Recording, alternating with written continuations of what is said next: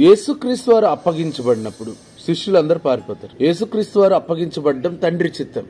అలాంటి సమయాల్లో పేతురు కూడా మరలా వలలు పట్టుకుని చేపలు పట్టడానికి వెళ్ళిపోతారు. మరలా శోధనలోకి వెళ్ళిపోతారు. భయంకరమైన ఇబ్బందుల సమయంలో, అప్పగించబడే సమయంలో ఒకవేళ శోధనలో పడకుండా ఉంటే మన జీవితంలో పరీక్ష ఉండకూడదంటే ప్రార్థన అనేది మన యొక్క రెగ్యులర్ టైం టేబుల్ లో ఉండాలి. ఎంత కష్టాన్నైనా చూసి ఇబ్బంది పడకుండా, ఎంత కష్టాన్ని చూసైనా ధైర్యంగా ఎదుర్కోవాలంటే కావలసిన ప్రాముఖ్యమైన లక్షణం ప్రార్థన. ప్రతిరోజు మన జీవితంలో ప్రతిరోజు ప్రార్థన చేయగలిగితే ఏ రోజు కూడా నీ జీవితంలో భయం అనేది ఉండదు. అందుకని యేసుక్రీస్తు వారు ఆయన అప్పగించబడిన రాత్రే ప్రార్థన గురించి చెప్తూ మత్తయి సువార్త 26:41 మీరు శోధనలో ప్రవేశించకుండానట్లు మెలకువగా ఉండి ప్రార్థన చేయండి. మీరు శోధనలో ప్రవేశించకూడదంటే మెలకువగా ఉండాలి. ఏ టైంలో శత్రువు వస్తా, ఏ టైంలో ఏం జరుగుతుంది, నిద్రపోకుండా ప్రార్థన చేయండి అని ఆ రోజు రాత్రి యేసుక్రీస్తు వారు శిష్యులతో చెప్తారు. మన జీవితంలో శోధన రాకూడదంటే కొన్నిసార్లు మెలకువగా ఉండాలి. మత్తులోకి వెళ్ళకూడదు, డబ్బు మత్తులోకి వెళ్ళకూడదు, మనుషుల మత్తులోకి వెళ్ళకూడదు, పరిస్థితుల మత్తులోకి వెళ్ళకూడదు. ఎందుకంటే ఆ మత్తులో ఉన్నప్పుడు మనం ఏ నిర్ణయం తీసుకుంటామో మనకు తెలియదు. పేతురు గారు అలాంటి మత్తులో ఉండే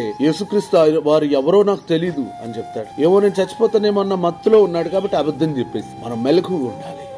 కాన్షియస్ కలిగి ప్రార్థన చేస్తే సమస్య ఎంతదైనా సరే శోధనలో పడము. శోధనలో ఏ కష్టం కూడా మనల్ని పడవేయలేదు. ఆ తర్వాత ఆత్మచేత నింపబడ్డ శిష్యులందరూ కూడా ధైర్యంగా చెప్పగలిగారు. ఎందుకంటే వాళ్ళు మెలకువ కలిగి ఉన్నారు. మనం ప్రార్థన చేసేటప్పుడు మనం దేని గురించి ప్రార్థన చేస్తున్నాం, ఏ విషయం గురించి ప్రార్థన చేస్తున్నాం, ఆ ప్రార్థన గురించిన జవాబు ఏంటి అనే కాన్షియస్ కలిగి ఉండాలి. యేసుక్రీస్తు వారు రాత్రంతా ప్రార్థన చేసి తండ్రి యొద్ద నుండి జవాబు వచ్చే వరకు ఊరుకోలేదు. దేవదూతలు వచ్చి ఆయనకి పరిచయం చేసి ఆయన బలపరిచెళ్ళే. ఆ బలం ఎంత బలమైందంటే ఆయన సిలువను సహించి మరణించి పాతి పెట్టబడే వరకు కూడా భయపడలేదు. శత్రువును కూడా అర్థం చేసుకుని వీరిని క్షమించమనగలిగే శక్తిని పొందాడు. అది కేవలం ప్రార్థన వల్లే సాధ్యం. ప్రార్థనా జీవితం కలిగి ఉండి శోధనలో ధైర్యంగా ఎదుర్కొందుము గాక. God bless you. Praise the lord.